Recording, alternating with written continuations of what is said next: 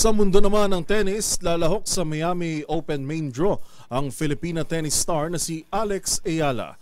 Yan ay matapos itong gawaran ng wild card ng Women's Tennis Association. Ang mga detalye sa report ni Matchpoint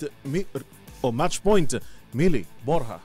Sigurado na ang paglahok ng Filipina tennis star na si Alex Ayala sa Miami Open main draw matapos makatanggap ng wildcard entry. Kabilang ang 19-year-old na tennis sensation sa 7 manlalarong binigyan ng wildcard ng Women's Tennis Association o WTA para sa prestihiyosong palaro na gaganapin sa Hard Rock Stadium, Miami, Florida simula March 18. Makikipaglaro si Ayala sa 128-player field bilang ikatlong seeded wildcard entry. Kasalukuyang rank number 140 sa WTA, magugunit ang naabot ni Ayala ang kanyang pinakamataas na ranking na number 134 sa pagbubukas ng taon. At siya ng mga latest updates sa mundo ng sports.